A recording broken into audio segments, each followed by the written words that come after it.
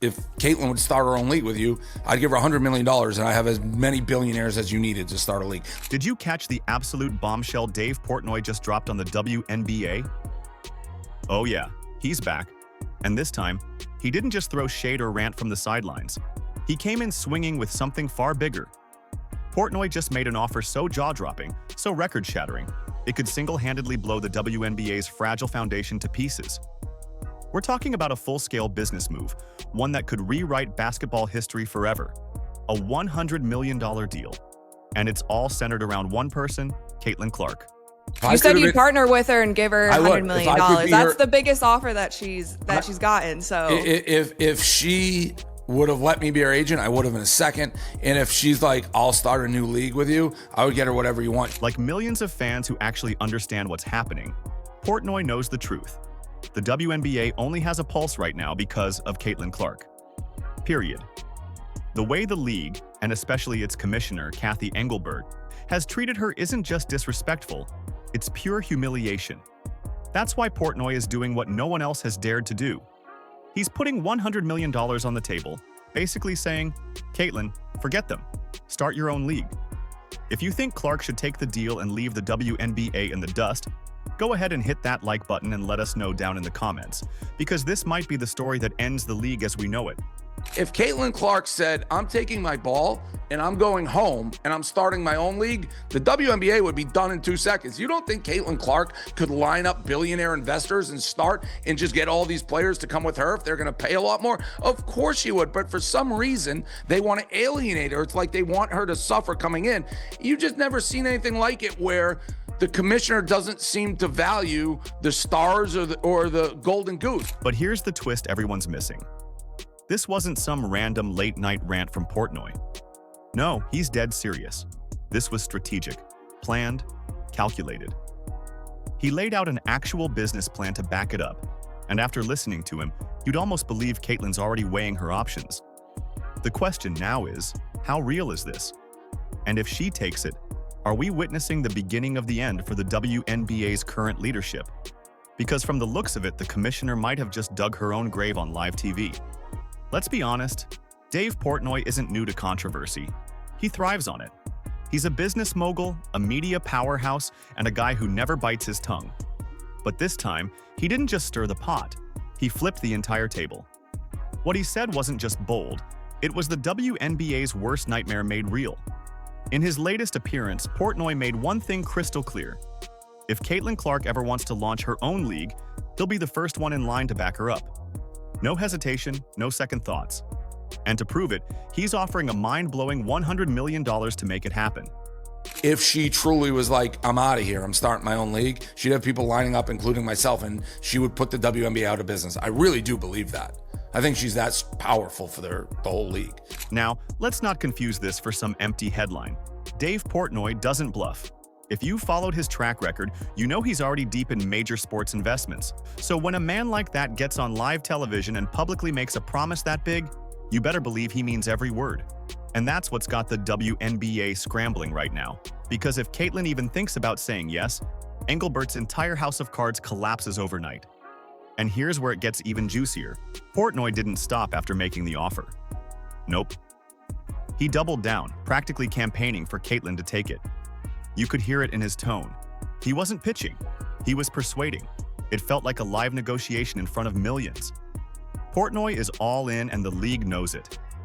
Money talks. Like if you get the money lined up and you get the superstars like, oh, you can only make $1 million here, you can make 5 with our league, I think it would work. I mean, when she was golfing, originally when she did that little celebrity golf thing, it wasn't going to be televised. And there were so many people emailing them saying like, can we see this? Like, how can we see this? And then all of a sudden it was on television. And so even that in itself, it's like Caitlin, she hit somebody with the golf ball. Yeah. That's like, she's not, you know, it's not like she's this phenomenal golfer. That, no offense, Caitlin, but like. she would be top 3. Like if I could just be like, hey, I want Barstool to rep you and have the rights to like use your marketing, and she would top the line, male, female, any. I believe that's how powerful she really is. Now, before we unpack every word of his pitch, you need to understand why this offer even exists. Because once you see the ridiculous missteps, the tone-deaf leadership, and the pure arrogance the WNBA has shown toward its biggest star, you'll see exactly why Portnoy's proposal hit like a thunderclap. And more importantly, why Caitlin might finally be tempted to walk away for good. So here's where this whole firestorm really started. Just a few days ago, Minnesota Lynx star Napheesa Collier dropped an absolute grenade during her exit interview. She exposed a private conversation she had with none other than Commissioner Cathy Engelbert. And what she revealed wasn't just embarrassing, it was career-suicidal honesty. Collier said that Engelbert told her players should basically bow down and be grateful for everything the commissioner has supposedly done for them. I sat across from Cathy and asked how she planned to address the officiating issues in our league. Her response was, well, only the losers complain about the refs. I also asked how she planned to fix the fact that players like Caitlin, Angel, and Paige, who are clearly driving massive revenue for the league, are making so little for their first 4 years. Her response was, Caitlin should be grateful she makes $16 million off the court, because without the platform that the WNBA gives her, she wouldn't make anything. And in that same conversation, she told me, players should be on their knees thanking their lucky stars for the media rights deal that I got them. That alone was mind-blowing arrogance. But what came next made jaws hit the floor. According to Collier, Engelbert also said that Caitlin Clark should be thankful to the WNBA because, get this, every brand deal, every sponsorship, every dime she's earning was only possible thanks to the league. That's right. The commissioner of the WNBA basically took credit for Caitlin Clark's global popularity. Let's stop right there. That is one of the most disrespectful things any sports executive could possibly say about the one athlete keeping their league alive. Engelbert wasn't just out of line. She was delusional, and fans saw right through it. The backlash was instant. Social media exploded. Fans, analysts, even former players, all calling for one thing: fire Cathy Engelbert. That's a mentality driving our league from the top. We go to battle every day to protect a shield that doesn't value us. The league believes it succeeds despite its players, not because of them. We have the best players in the world. We have the best fans in the world. But right now, we have the worst leadership in the world. But just as that storm was raging, another controversy came crashing in from left field. One that no one saw coming. People started asking, wait, could there actually be some truth buried in Cathy's words? And that question sparked a wildfire across sports media. Analysts started digging, crunching numbers, comparing revenue, and what they found was a cold, brutal truth that left the league completely exposed. Do you give Cathy Engelbert credit for the TV deals that she has struck, or does all this kind of lead to her demise? No, I give her no credit for anything she struck, because as far as I know, it was a struggling league until this new class of rookies came out. And I mean, listen, this may say a lot about my WNBA knowledge. If you threw A'ja Wilson's name at me like 2 years ago, I'm not sure I really would have known who that is. I certainly would have known who Napheesa Collier is. Like, yes, I knew the bigger stars, and those are as big, but like I'm talking to Diana Taurasi, but I wasn't locked in on this league. Everything has changed. And that's when Dave Portnoy stepped in with the knockout punch. His response wasn't just a rant. It was a surgical demolition of everything Engelbert tried to claim. He said it flat out. The WNBA's been around for decades and nobody cared. Nobody watched, nobody bought tickets. Then Caitlin Clark shows up, and suddenly, everyone's paying attention. He wasn't wrong. The receipts back him up. The ratings show it, the interest shows it, we're talking about it. You turn on Fox Sports, you talk, or ESPN, they talk about the WNBA a lot. That was never the case like 3-4 years ago. I mean, last season was insane, and you can look at the ratings too. And I think there was like the fevered numbers actually were better than some NBA teams' numbers when it came to viewership last season. And so like the numbers are there. Just look at the numbers. The Indiana Fever's ratings this past season, astronomical. Some games outperformed NBA broadcasts. Let that sink in. A star in her first 2 years as a pro, playing in a league that was struggling to fill arenas, was suddenly drawing audiences bigger than professional men's teams. That's not hype, that's dominance. That's what happens when a superstar changes the culture of an entire sport. Every metric proves it. When Caitlin plays, the stands are packed, the cameras are rolling, and the world is watching. When she sits out, crickets. That's not fan bias, that's reality. And denying that is like pretending sunlight doesn't exist at noon. I noticed when you're asking about Caitlin a lot, you bring up other rookies as well. No league's ever about one player. That player could get hurt or whatever. So I think it's just to give recognition that in sports, people watch for compelling content and rivalries. And you can't do that alone as one person. And here's the reality. The league's trying to suppress that truth instead of embracing it. Engelbert's leadership has been defined by insecurity, jealousy, and bad decisions. Instead of building the WNBA around Caitlin Clark, she's been busy trying to prove the league doesn't need her. That's the kind of ego that kills empires, because what the commissioner doesn't understand is that Caitlin isn't just another player. She's the golden ticket, the kind of once-in-a-generation phenomenon that every sport dreams of. Yes, it's uncomfortable that one player carries this much power, but it's also the biggest opportunity the WNBA has ever had. Instead of fighting it, they could have leaned in, grown the league, fixed the refs, improved the product, treated the players better. But Cathy Engelbert chose pride over progress. And now, with Dave Portnoy putting $100 million on the table, she's finally facing the consequence of that arrogance. Because here's the truth. The WNBA didn't make Caitlin Clark famous. Caitlin Clark made the WNBA relevant. And if she walks away, so do the fans, the sponsors, the broadcasters, the headlines, everything. These are the same players who have essentially tried to run Caitlin and her fans out of this league, including me. I won't make it about me, but if you recall, and I will make it about me, when I went to the Fever Chicago game, they launched an investigation saying I was doing monkey calls, which is the most outrageous thing in the history of the world because of the Jumbotron, and a league that'll say Indiana Fever fans are bad and we're doing investigations with no proof, no nothing, and have never stuck up for Caitlin. And you've had players be like, it's not about her, why she get all the attention? But then they don't complain when they get private planes from Caitlin in the new media deals. And here's the truly maddening part. The WNBA still doesn't get it.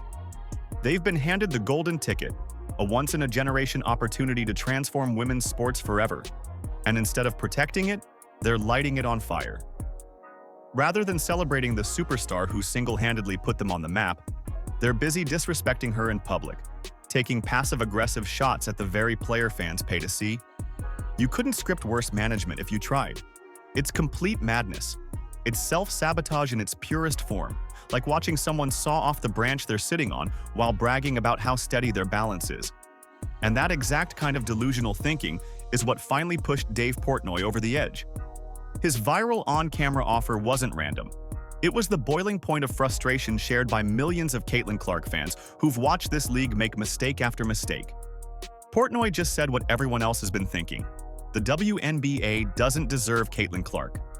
They've alienated an entirely new fan base, and it's almost like the old guard have consistently, we want the credit, we don't want to share in the pot. So Nafisa is correct, and she's been saying those things from the jump, but I find it curious, a lot of the players who don't seemingly equate embracing all these new fans with bigger contract deals, bigger money, are now agreeing with her. It's both. The referees stink. Everything about the league, the way they run it and market it, stink. The way they treat their fans, stink. So all of this is true. But let's be clear.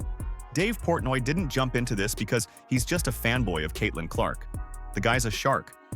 In his interview, he broke it down with cold precision. Women's basketball is exploding. The growth, the attention, the numbers, everything is trending straight up. And in Portnoy's world, that means one thing: opportunity. He compared it to getting in early on a tech boom or a crypto wave. In other words, Caitlin Clark isn't just a sports icon, she's a business revolution waiting to happen. Right now, amongst the billionaire class, sports seem to be like the next big investment wave, right? Especially with all other entertainment kind of going AI. Like, this is going to be where human beings are still telling stories on the field, on the court, where everybody wants to put in their money. And unlike the WNBA brass, Dave actually has a vision. He didn't just float the idea out there like some hot take. He laid out a full-blown blueprint for how he'd build this league from the ground up and make it profitable. He explained how fans are already hungry for something better, something that actually respects their time and money. All it would take is a league that gets the basics right: real marketing, competitive games, and a product centered around stars like Caitlin Clark.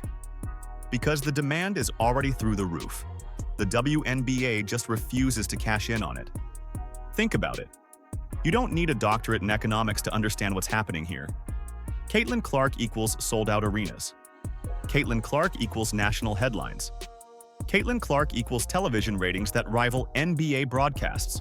Put her at the center of a well-run league, and the revenue practically prints itself. It's not rocket science, it's common sense. And that's exactly why Portnoy's offer hit so hard. It wasn't just a fantasy, it was a reality check for every executive who's been too arrogant to admit how vital Caitlin Clark really is. They got to clean up the league. The refereeing is atrocious, and you can't. What do you think is the change there? You got to let your superstars be superstars. You can't let your best players be getting mugged. Freedom of movement, things like that. Like, people don't want to. There's a reason why everyone's hurt. Like, protect your players. Like, it's not in the NBA. Yeah, okay, fine. In the beginning, like, Jordan was getting hammered, but like, you don't want. But they changed the rules. Correct. Yes, that's what I'm saying. Like, it's okay to be like, we want Caitlin or Paige to shine. Like, that helps the game. Let your superstars be superstars. That's what we want to see. And then came the part that really stunned people. Portnoy didn't just talk business, he spoke directly to Caitlin, like a man pitching a once-in-a-lifetime partnership. He compared what she's making now, through her endorsement deals, to what she could be earning if she teamed up with him. And according to Portnoy, what she's earning right now is pocket change compared to the empire she could build. The implication was crystal clear. She doesn't need the WNBA, they need her. And in case anyone thought $100 million sounded like a bluff, Dave was way ahead of them. He revealed he already has billionaires lined up, ready to back the project if Caitlin says yes. Investors who see the same thing he sees: massive upside, global attention, and a future where women's basketball finally gets the respect it deserves. This wasn't smoke and mirrors. It was a genuine business move, a play to rewrite the power structure of the entire sport. If Caitlin would start her own league with you, I'd give her $100 million, and I have as many billionaires as you needed to start a league. So when you step back and look at it, Portnoy isn't bluffing. He's dead serious. And Caitlin Clark, for the first time in her career, holds all the cards. She's in a position of absolute leverage, one where she could change everything overnight. She could walk away, start her own league, and take every fan, sponsor, and camera crew with her. Because at this point, let's face it, fans don't follow the WNBA, they follow Caitlin Clark. And wherever she goes, the spotlight goes too. But here's the big question everyone's been asking. What does Caitlin Clark think about all of this? Has she responded to Portnoy's jaw-dropping proposal? Is she even considering it? The answer, for now, is no public comment. Caitlin hasn't said a word about the $100 million offer, but Portnoy himself admitted that she seems fully committed to the WNBA and her team. She's focused, loyal, and laser dedicated to the game. And that loyalty, whether you call it heart or humility, is exactly why she's so beloved. Very rarely, if ever, publicly says anything that should cause any waves. She's kind of been a good trooper for the Fever and the league. Still, loyalty cuts both ways. Because while Caitlin's giving the WNBA everything she has, the league keeps giving her reasons to walk away. Engelbert and her inner circle are running out of time to fix this. Every insult, every bad call, every public misstep pushes Clark 1 inch closer to the exit door, and 1 inch closer to Portnoy's open invitation. So, here we are. The WNBA is standing at a crossroads. On one path, they could rebuild the league around their biggest star, elevate the product, and finally start acting like they deserve her. On the other, they could keep pretending they're the ones doing her a favor, and watch her take her talent, her fans, and her billion-dollar influence somewhere else.